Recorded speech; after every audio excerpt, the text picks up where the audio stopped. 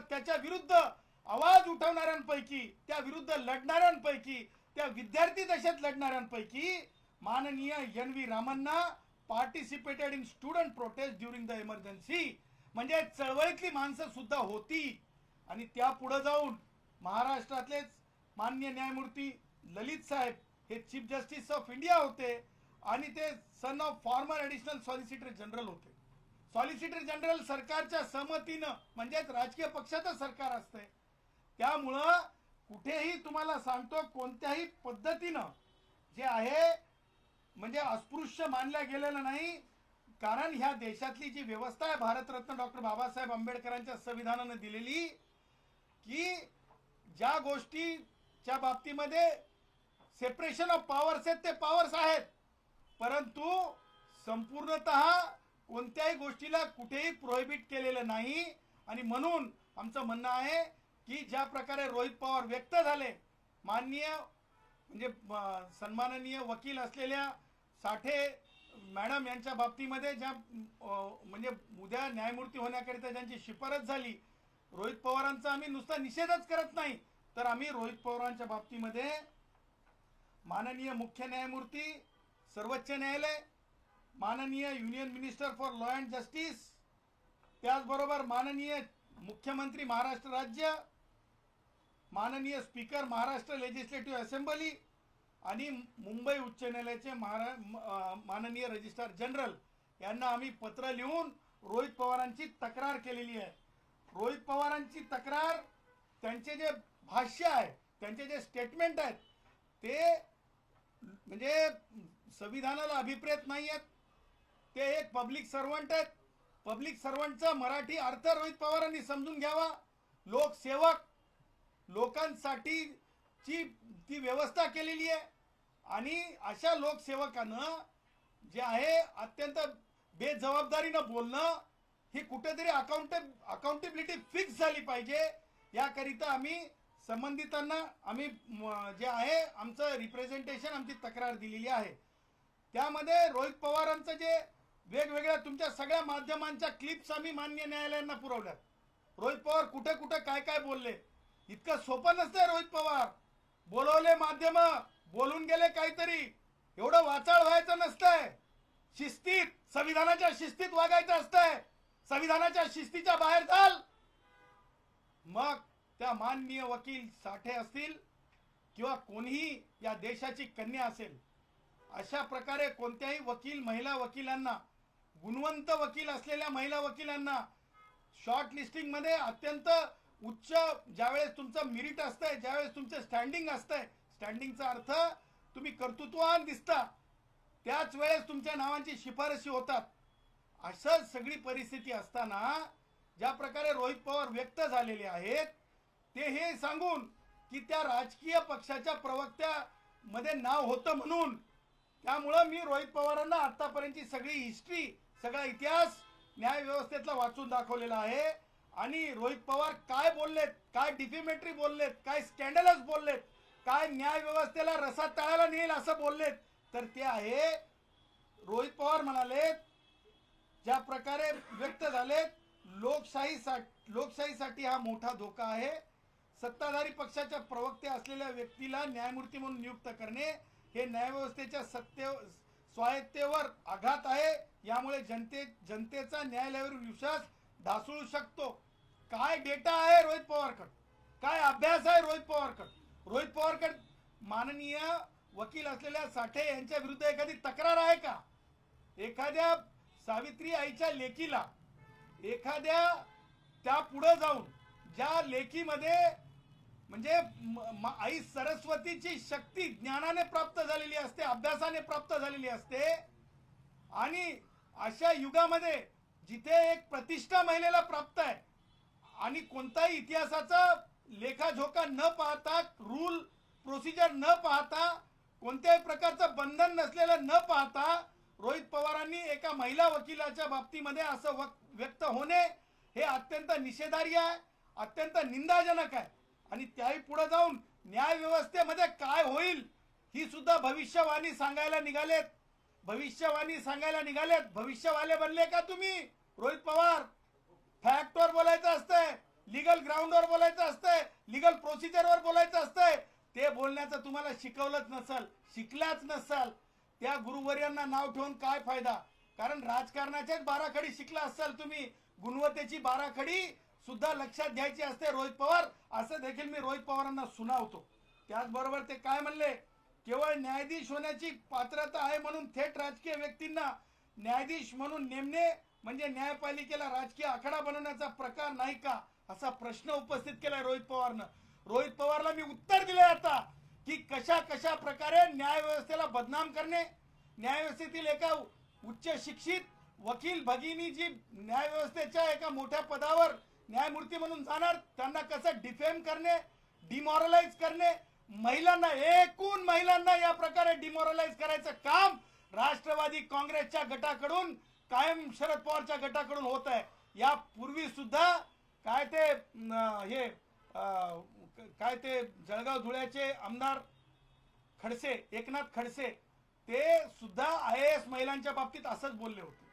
असंच अत्यंत म्हणजे ज्या प्रकारे ते व्यक्त झाले होते ती सुद्धा भाषा अशीच होती महिलांच्या बाबतीतली. आणि आता जे आहे एका महिलेच्या नियुक्तीच्या बाबतीतली भाषा जी आहे, जी बोलली गेलेली आहे माननीय वकील साठे यांच्या बाबतीमध्ये. आणि म्हणून आमचं म्हणणं असं आहे की रोहित पवार असोत की काय ते एकनाथ खडसे असोत, या वाचाळ वीरांना, वीर म्हणता येणार नाही, अशा वाचाळ चांडाळ चौकडींना जे आहे योग्य ते प्रकारे यांची चौकशी झाली पाहिजे. यांच्या हे सगळं करण्यामागचा उद्देश लक्षात आला पाहिजे आणि तिन्ही यंत्रणेनी यांच्या बाबतीत चौकशी केली पाहिजे. न्याय व्यवस्थेतील हे कंटेम्प्टिव्हस आहे. म्हणून माननीय मुख्य न्यायमूर्ती सर्वोच्च न्यायालय, माननीय मुख्य न्यायमूर्ती उच्च न्यायालय, रजिस्ट्रार जनरल यांनी त्याबाबतची चौकशी केली पाहिजे. त्याचबरोबर माननीय सभापती महोदय विधानसभा यांनी सुद्धा रोहित पवारांना नोटीस बजावून अशा प्रकारे न्याय व्यवस्थेतील न्यायमूर्तींच्या हस्तक्षेपावर का ढवळाढवळ करण्याचा प्रयत्न करत आहेत, त्या बाबतीत सुद्धा चौकशी झाली पाहिजे. संविधानिक दृष्ट्या चौकशी होऊन आणि जी कायदा संमत शिक्षा असेल ती रोहित पवारला झाली पाहिजे, अशा प्रकारची मागणी आज आम्ही करत आहोत.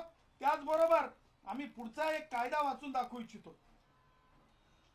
Nowhere in the supreme court rule म्हणजे माननीय सर्वोच्च न्यायालयाच्या 2013 नियुक्तीच्या कायद्यामध्ये, बार काउन्सिल ऑफ इंडियाच्या कायद्यामध्ये, त्याचबरोबर department of justice guidelines on judicial appointment, is there any clause that disqualifies a candidate for being appointed judge solely because of political or ideological association, असं कुठेही सुद्धा नाही आहे. या तिन्ही कायद्यात, सुप्रीम कोर्टच्या रूल मध्ये, बार काउन्सिलच्या रूल मध्ये, डिपार्टमेंट ऑफ जस्टिस गाईडलाईन्सच्या बाबतीमध्ये कुठे सुद्धा तशा प्रकारचं सापडत नाही. एवढंच आहे की जेव्हा तुम्ही न्यायमूर्ती होता त्यावेळेस तुम्ही न्यायिक व्यवस्थेच्या बाबतीमध्ये जी आयसोलेटेड बंधनं असतात की पब्लिकली तुम्ही काही करू नये किंवा पब्लिकली तुम्ही एखाद्या गोष्टीमध्ये तसं इन्व्हॉल्व्ह होऊ नये जे की नाही राजकारणी लोकांसारखं असतं किंवा त्यानंतरच्या प्रक्रियेचा भाग आहे. परंतु अगोदर तशा प्रकारची नियुक्तीच्या वेळेस, निवडीच्या वेळेस तशा प्रकारची कोणतीही प्रोहिबिटेड म्हणजे न होण्याबाबतीतली कंडिशन आज तरी कायद्यामध्ये, भारताच्या संविधानामध्ये उपलब्ध नाही आहे. म्हणून आपल्या माध्यमातून जनतेच्या न्यायालयात सुद्धा हे कशा प्रकारे एकनाथ खडसे असेल किंवा रोहित पवार असेल यांच्या महिलांच्या उच्च शिक्षित आणि अत्यंत उच्च पदावर जाणार असलेल्या आणि जाणाऱ्या महिलांच्या बाबतीत हे जे काही म्हणजे राष्ट्रवादी काँग्रेस वयोवृद्ध पुढारी शरद पवार यांच्या गटाचे लोक वाचा चांडा चौकडी ज्याला म्हणू शकतो मी आमच्या गुराख्यांच्या भाषेमध्ये, ती जी आहे यांना कुठेतरी चाप बसली पाहिजे, यांच्या जिभेला अत्यंत कायदेशीर लगाम बसला पाहिजे. ह्याकरिता मी आपल्या माध्यमातून तमाम जनतेच्या न्यायालयात यांच्या जे आहे यांच्या विचाराचा बुरखा फाडण्यासाठी मी आजची ही पत्रकार परिषद घेतली. आणि मला माहिती आहे की जनतेच्या न्यायालयात सुद्धा या बाबीवर आपल्या माध्यमातून मोठी चर्चा होईल. आणि मला माहिती आहे की न्यायालय कोणाच्या जे आहेत अशा प्रकारच्या कुबांड खोट्या तक्रारीवर न्यायिक व्यवस्थेमध्ये शॉर्ट लिस्टिंग किंवा स्क्रुटिनी होत नसते.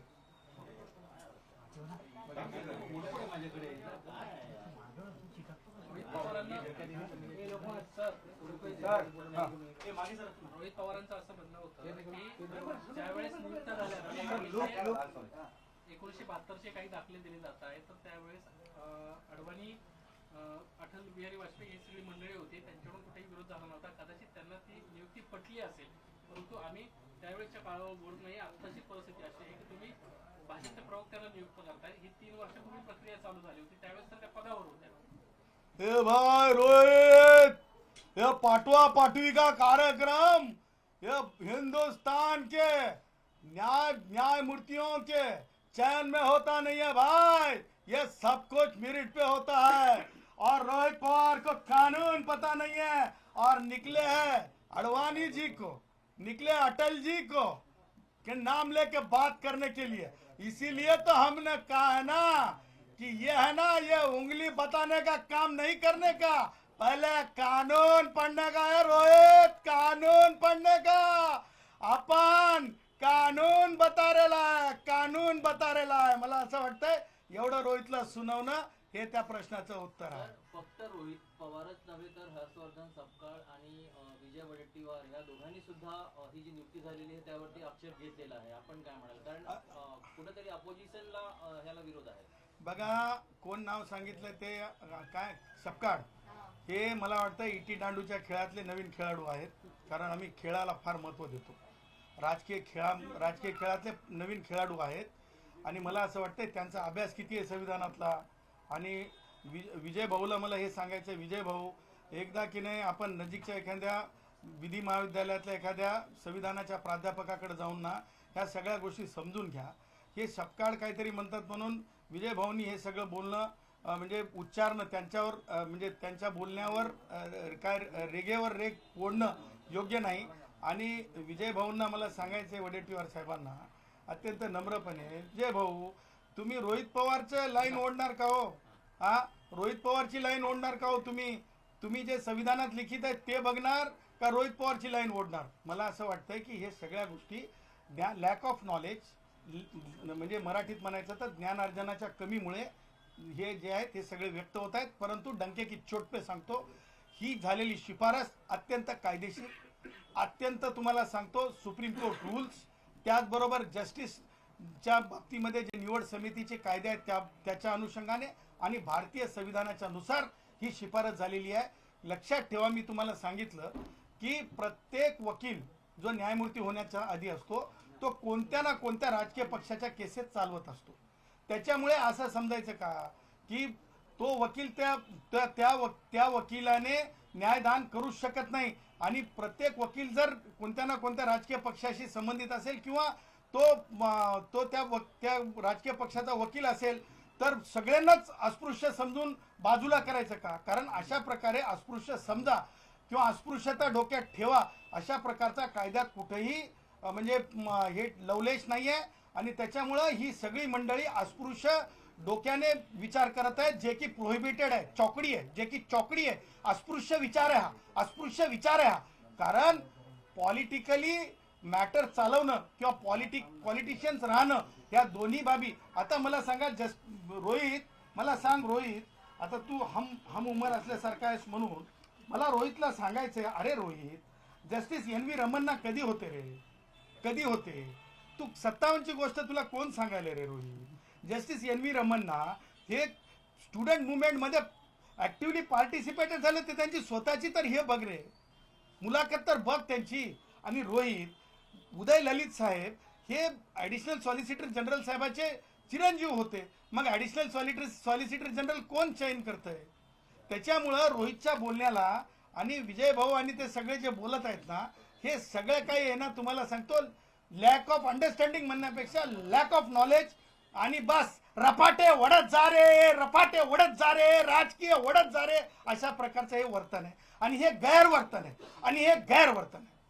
आता मला सांगा, तुम्ही म्हणता, तुम्हालाच म्हणून आता एक प्रश्न उपस्थित करतो मी, माननीय न्यायमूर्ती भूषण गवई मुख्य न्यायमूर्ती आहेत सर्वोच्च न्यायालयाचे, त्यांचे वडील हे कोणत्या राजकीय पक्षाचे अध्यक्ष होते? त्यांचे वडील सभापती होते की नव्हते? त्यांच्या कुटुंबामध्ये राजकारणाशी संबंध होता की नव्हता?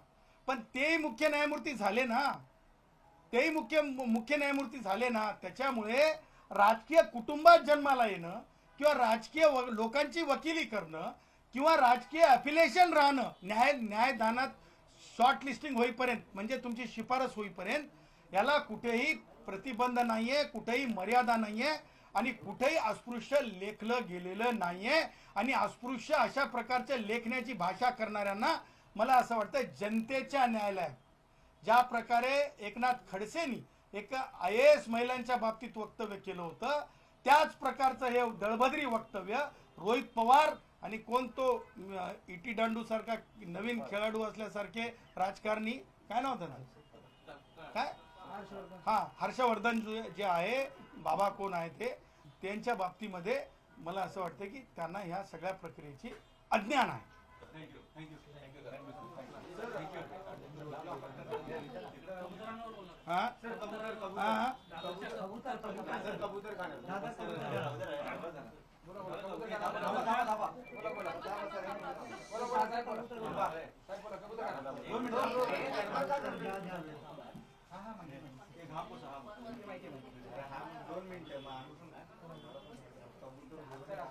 अरे बघा एक सांगा एक गाणं ठेवा, ही कष्टकऱ्यांची प्रेस आहे, ही गुणवंतांच्या कोणाला म्हणजे त्रास होणे याच्यासाठीची प्रेस आहे.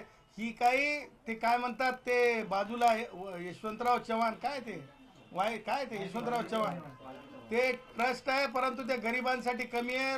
उच्चभ्रू श्रीमंतांसाठीच्या कार्यक्रमांसाठीची जागा नाही आहे. ही सामान्य टॅक्सीवाले ड्रायव्हरवाले दिहाडी मजूर त्याच्यासाठी इथं घाम येणारच. इथं एसीची व्यवस्था नाही आहे. कार्यावरून एक संघर्ष निर्माण झाल्याचं पाहायला मिळते. आज महिला बांधव रस्त्यावर उतरले होते आणि त्यांना अक्षरशः महापालिकेनं जे कंपाऊंड त्या ठिकाणी केलं होते उकरून टाकल्याचं पाहायला मिळालं. काय एकंदरीत या प्रकरणाबद्दल वाटतं? मैं ये कहूंगा भाई, हमारे जैन भाइयों ने बुद्धिज्म में हो या जैनिज्म मध्ये असो, बुद्धिज्म मध्ये जैनिज्म मध्ये त्याचबरोबर प्रभू श्रीरामांच्या विचारांमध्ये मला असं वाटतंय पशु प्राण्यांवर पक्ष्यांवर प्रेम करणं हे अत्यंत म्हणजे आवश्यक आहे. पशु प्राणी आणि पक्षी यांच्यावरलं प्रेम कुठेही कोणी कमी होता कामा नये. त्यांच्या जीवावर बितू नये, त्यांच्या अन्न पाण्यावर कोणी बितवू नये, त्यांच्या मुक्त स्वातंत्र्यावर पक्षांच्या कोणी सुद्धा अडसर येऊ नये. कारण मी जे आहे अत्यंत फिलॉसॉफिकल मांडत आहे. कारण आपण बौद्ध परंपरेमध्ये सुद्धा बघितलं असेल, हंस हा कुणाचा, हंस हा कुणाचा, तुम्ही लक्षात घ्या. त्याचबरोबर तुम्हाला सांगतो बुद्धांच्या आयुष्यामध्ये सुद्धा एका पक्षाच्या बाबतीतली मोठी कहाणी म्हणजे एक सत्य आहे. त्याचबरोबर तुम्हाला सांगतो प्रभू श्रीरामांच्या बाबतीमध्ये सुद्धा पशु प्राण्यांच्या बाबतीतलं प्रेम लोकांना दिसत आहे. त्याचबरोबर जैनिझम मध्ये सुद्धा एका पिजन एका कबुतराच्या बाबतीमध्ये एक खूप मोठी सर्वांकष निष्ठेची गोष्ट आहे. आणि त्यामुळं मला असं वाटतंय की ह्या देशाच्या परंपरेनुसार आपण म्हणजे अगदी टोकाचे निर्णय पशु प्राण्यांच्या आणि पक्ष्यांच्या बाबतीत होऊ नयेत.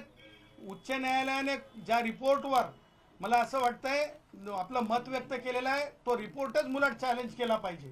तो रिपोर्टच मुळात चॅलेंज केला पाहिजे की तो रिपोर्ट एम्स सारख्या संस्थेतून घेण्यात आला का, तो रिपोर्ट एखाद्या सेंट्रल युनिव्हर्सिटीच्या माध्यमातून घेण्यात आला का, तो रिपोर्ट एखाद्या म्हणजे सेंट्रल युनिव्हर्सिटीच्या पक्षांच्या संदर्भात कार्यरत असलेल्या संस्थेच्या माध्यमातून घेण्यात आला का.